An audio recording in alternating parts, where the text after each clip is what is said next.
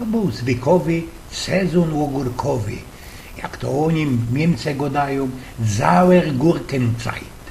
I werciło się wspomnieć ludzie, którzy sam żyli, których nie ino chorzowioki, ale wszystkie Ślązoki we srogim respekcie i z oczy mieli i mieć zawdy będą.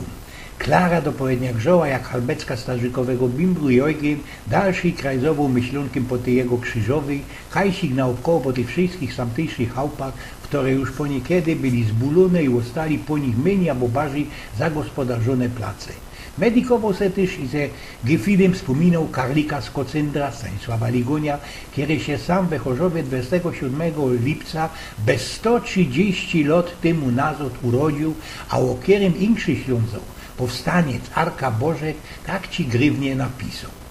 Naprawdę nie przesadzam, jeśli twierdzę, że Ligoń jest najzasłużeńszym Polakiem dla Polski na Śląsku. On najwięcej się polskości berami, bojkami w ratowaniu języka polskiego, chociaż i w postaci gwary, przysłużył. Też wspominał sobie o starzyku Stanisława, wandlującym się ze Koszęcina, Juliuszu Ligoniu, w którym mieszkał od 18 roku życia aż do samuskiej śmierci w 1889 roku na Krojce pod 19. Chałupa podług blank starej numerycji już dawno temu zbulili. I jeden, starzyk i drugi, wnuk, gryfniście osprawiali po śląsku, po samtejszemu, a bery i bojki Karlika ze Kocendra, z jego fajnistymi geschichtami, szpasownymi bicami i tymi wszystkimi słoweckoma, które już po lekuśku się przepominą, które welów kajsich śmiatają, oby listka na podzim, oby dym ze kalfaski albo ze fojery. Kiejże kto w nim miał przyleżytość za bajtla, za szpichola, słuchać go bez radio, wspominał ojgien, a weź rok mu się jakiś kalny zrobił, to sam naokoło woniało naszym żurem, naszym chlebem od wieczorkowej, mokrym praniem na górze i starcennym wypaszczonym tłustym z cebulą.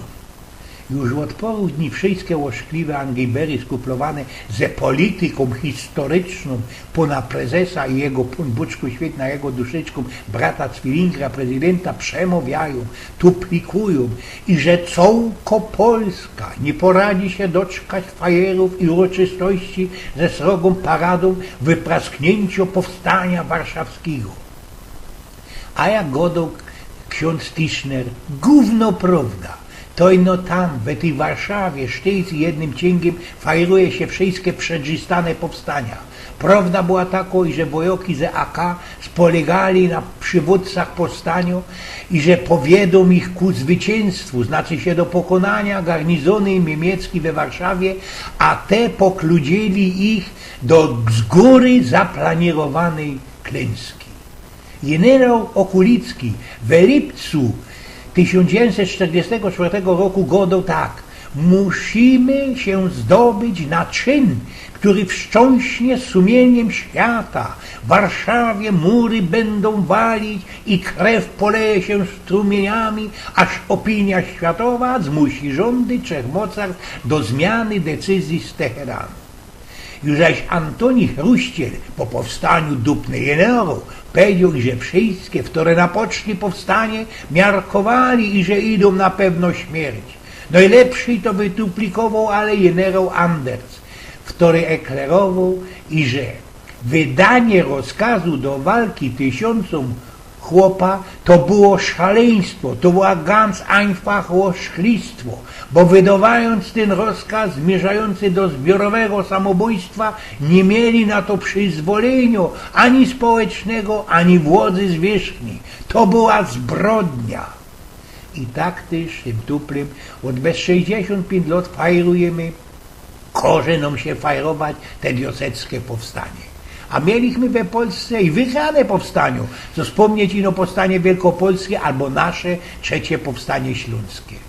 I kiedy tak ojgień siedział, medykował o tym, co było, a co się już blank nie wróci, wspomniał mu się jeden mój, o którym mocka się i we jego szui, i we jego 17 zawdy godało. Latoś przeca przyjęło 88 lat, kiedy to samtejszo śląsko-królewsko huta, nie huta, ino miasto królewsko huta, przyfrostrowali nazo do Polski. Cięgiem też już bez lato stował mu przed oczyma taki obrazek.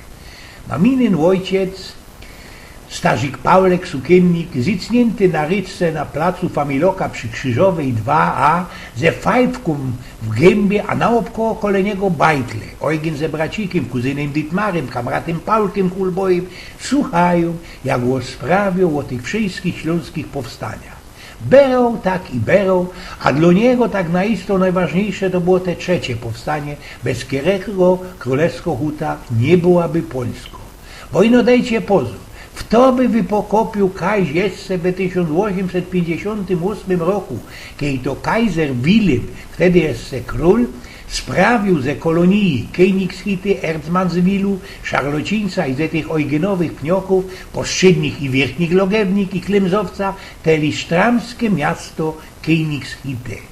I że bez 70 lat nie skorzy, będzie one już do ostatka Polskie.